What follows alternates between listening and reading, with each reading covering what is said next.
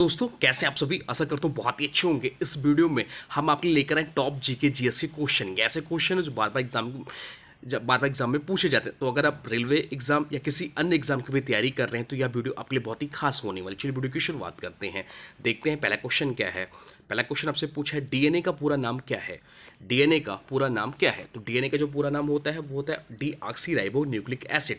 Right answer हो जाएगा option A deoxy ribose nucleic acid जो है वह डीएनए का पूरा नाम है। चलते हैं अगले क्वेश्चन की ओर। अगला क्वेश्चन आपसे पूछा है ध्वनि तरंगे किस माध्यम में सबसे तेज गति से यात्रा करती हैं। आपसे पूछा है ध्वनि तरंगे किस माध्यम में सबसे तेज गति से यात्रा करती हैं। वायु में, जल में, ठोस में या निर्वात में। तो राइट आंसर हो जाएगा ऑप्शन सी ठोस में। चलते हैं अगले प्रश्न की ओर। अगला प्रश्न आपसे पूछा है मानव शरीर का पीएच मान समानता कितना होता है। मानव शरीर का जो पीएच मान होता है वह समानता कितना होता है। तो इसका राइट आंसर हो जाएगा ऑप्शन सी 7.4 होता है।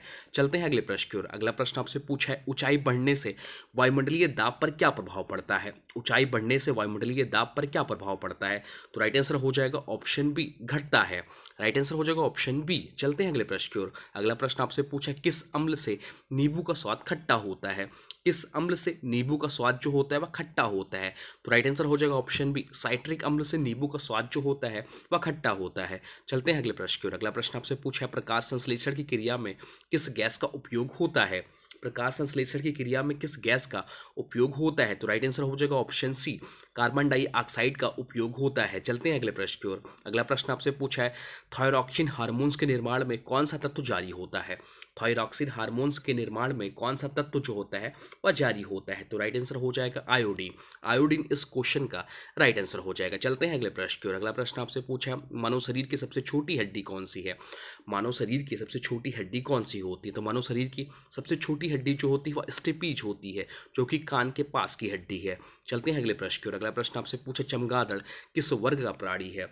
चमगादड़ जो है वह किस वर्ग का प्राणी है। तो राइट आंसर हो जाएगा ऑप्शन सी स्तनधारी वर्ग का प्राणी है। चलते हैं अगले प्रश्न की ओर। अगला प्रश्न आपसे पूछा है मूत्र का पीला रंग किसकी मौजूदगी के कारण होता है। मूत्र का जो पीला रंग होता है वह किसकी मौजूदगी के कारण होता है। तो राइट आंसर हो जाएगा ऑप्शन सी यूरोक्रोम के कारण होता है।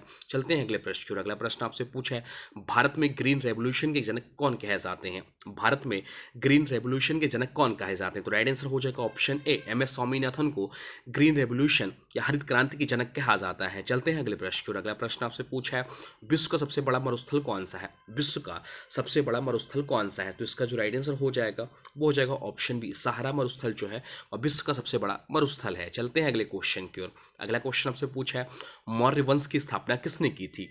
मौर्य वंश की स्थापना किसने की थी। तो मौर्य वंश की स्थापना जो की थी चंद्रगुप्त मौर्य ने की थी।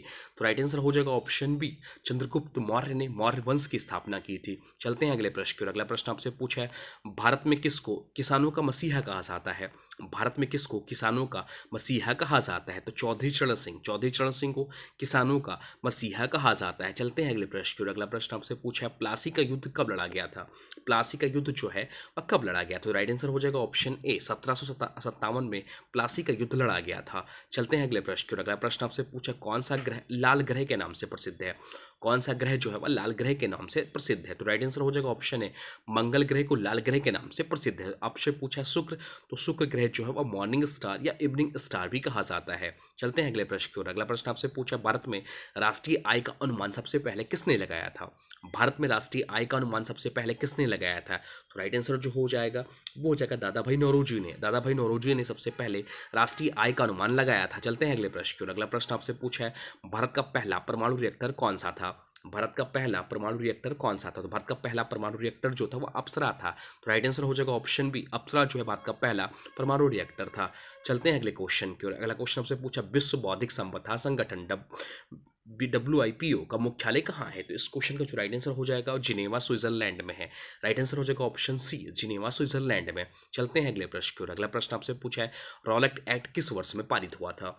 रॉलेट एक्ट जो है वह किस वर्ष में पारित हुआ था। तो राइट आंसर हो जाएगा ऑप्शन सी 1919 में पारित हुआ था। चलते हैं अगले क्वेश्चन की ओर। अगला क्वेश्चन आपसे पूछा है विश्व का सबसे गहरा महासागर कौन सा है। विश्व का सबसे गहरा महासागर कौन सा है। तो विश्व का सबसे गहरा महासागर जो है वह प्रशांत महासागर है। प्रशांत महासागर जो है विश्व का सबसे गहरा महासागर है। चलते हैं अगले प्रश्न की ओर। अगला प्रश्न आपसे पूछा है पृथक निर्वाचन की मांग सबसे पहले किसने उठाई थी। पृथक निर्वाचन की मांग सबसे पहले किसने उठाई थी? डॉक्टर भीमराव अंबेडकर ने सबसे पहले पृथक निर्वाचन की मांग उठाई थी। चलते हैं अगले क्वेश्चन की ओर। अगला क्वेश्चन हमसे पूछा है, कौन सा धातु द्रव अवस्था में समान तापमान पर भी रहता है? कौन सा धातु जो है वह द्रव अवस्था में भी सामान्य तापमान पर रहता है? तो राइट आंसर हो जाएगा ऑप्शन बी, मरकरी पारा जो है वह समान तापमान पर भी धातु जो ये जो समान तापमान पर भी जो है वह धातु रहता है। चलते हैं अगले क्वेश्चन की ओर। अगला क्वेश्चन आपसे पूछा है, मानव शरीर में सबसे बड़ी ग्रंथि कौन सी है? मानव शरीर में सबसे बड़ी ग्रंथि कौन सी है? तो मानव शरीर में सबसे बड़ी ग्रंथि जो है यकृत है, जिसे लीवर भी कहते हैं, या मानव शरीर की सबसे बड़ी ग्रंथि है। चलते हैं अगले प्रश्न की ओर। अगला प्रश्न आपसे पूछा है, संयुक्त राष्ट्र संघ की स्थापना कब हुई थी? तो संयुक्त राष्ट्र संघ की जो स्थापना हुई थी 24 अक्टूबर 1945 को हुई थी। तो राइट आंसर हो जाएगा ऑप्शन बी। चलते हैं अगले क्वेश्चन की ओर। अगला क्वेश्चन आपसे पूछा है, भारत में राष्ट्रीय विज्ञान दिवस कब मनाया जाता है? भारत में राष्ट्रीय विज्ञान दिवस कब मनाया जाता है? तो भारत में राष्ट्रीय विज्ञान दिवस जो मनाया जाता है वह 28 फरवरी को मनाया जाता है।